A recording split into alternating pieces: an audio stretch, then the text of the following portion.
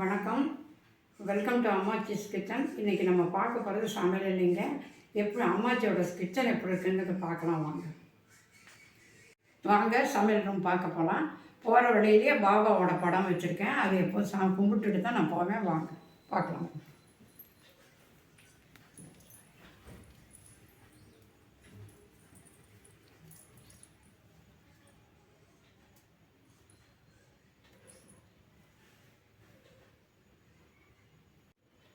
பாபா படம் நிறையா வச்சுருக்கேங்க. எனக்கு பாபா ரொம்ப பிடிக்கும். யார் படம் கொடுத்தாலும் வேண்டாம்னு சொல்ல மாட்டேன். வாங்கிட்டு வந்து வச்சுக்கோ. எனக்கு ரொம்ப பிடிச்ச தெய்வங்களில் பாபா ஒருத்தர். வாங்க இப்போ அம்மாச்சிஸ் கிச்சனை வந்து பார்க்கலாம் வாங்க. சமையல் ரூம் சின்ன ரூமு தாங்க. நாங்கள் வாடகை வீட்டில் தான் இருக்கோம். அதனால் இருக்கிற இடத்த சிறப்பாக வச்சுக்கணுங்கிறது எங்களுடைய எண்ணம். அதனால் பொங்கல் வருது, எவ்வளோ சுத்தம் வீட்டை பண்ணணுமோ அவ்வளோ சுத்தம் பண்ணி வச்சுருக்கோம். இந்த இடத்துல வந்து நாங்கள் வந்து குபேர சிலையும் அன்னபூர்ணி சிலையும் வச்சுருக்கேன். இது என்னோடய பழகின பெரியவங்கெல்லாம் சொல்லி கொடுத்துருக்காங்க. அதனால் அரிசி, பருப்பு, உப்பு, ஊறுகாய் ஜாடி அதெல்லாம் இந்த இடத்துல வைப்பேன். மேலே வந்து பெரிய பாத்திரங்கள்லாம் வச்சுருக்கேன். அதில் எண்ணெய் வீட்டுக்கு தேவையான பொருட்களாக வச்சுருக்கோம். எப்போ தேவையோ அப்போ அதை எடுத்து சின்ன பாத்திரங்களுக்கு மாற்றிடுவேன்.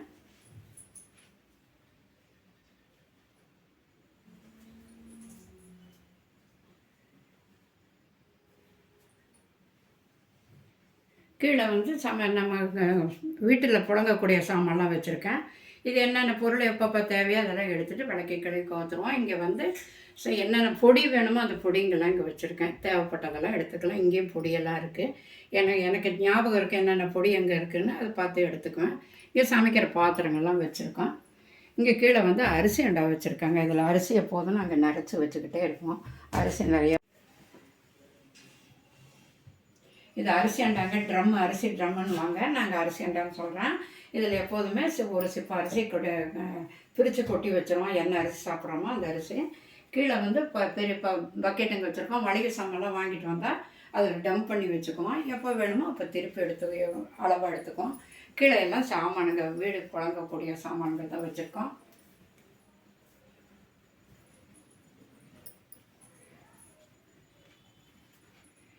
அந்த மூலையில் வந்து உப்பு ஜாடியெல்லாம் வச்சுருக்காங்க.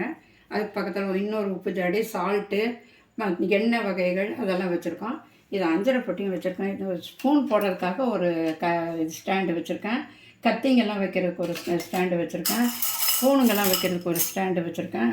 கிண்ணத்தில் போட்டு வச்சுருக்கேன். என்ன தேவையோ நமக்கு சமைக்கக்கூடிய என்னென்ன பொருள் வேணுமோ அதெல்லாம் தீர எடுத்து போட்டு வச்சுக்குவோம். மிக்ஸி இதெல்லாம் பக்கத்துலேயே வச்சுக்கோங்க. என்ன தேவையோ அதெல்லாம் வச்சுக்குவோம்.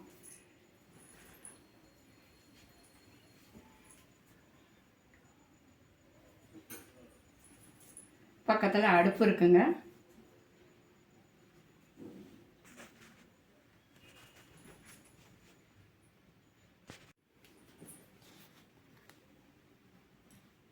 அடுப்புக்கு பக்கத்துலேயே ஒரு தவளையில் தண்ணி வச்சுருக்குறாங்க. எப்போதும் அடுப்புக்கு பக்கத்தில் தண்ணி வைக்கிறது நல்லது. எப்போதும் நிறகுடம் இருக்கணும்னு பெரியவங்க சொல்லுவாங்க. அதை நம்ம ஃபாலோ பண்ணுறது ரொம்ப நல்லது. அதுக்கு பக்கத்துலேயே சிங்கு இருக்குங்க. பாத்திரங்கள்லாம் விளக்கி இந்த மாதிரி கூடையில் போட்டு வைப்போம்.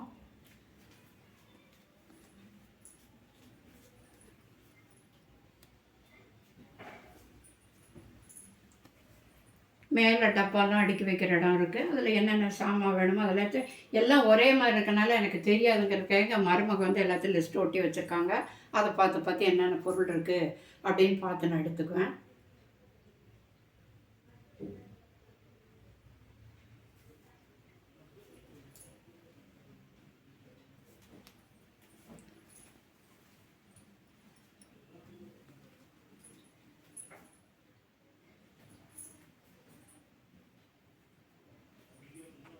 நம்ம சின்ன சின்ன கிண்ணங்கள் நமக்கு சமைக்கும் போதோ எடுத்து வைக்கும் போதோ தேவைப்படுங்க.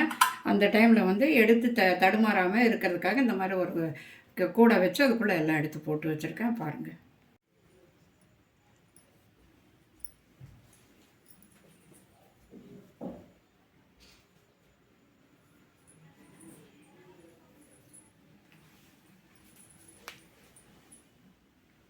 தண்ணி கூட எல்லாம் எடுத்துரு.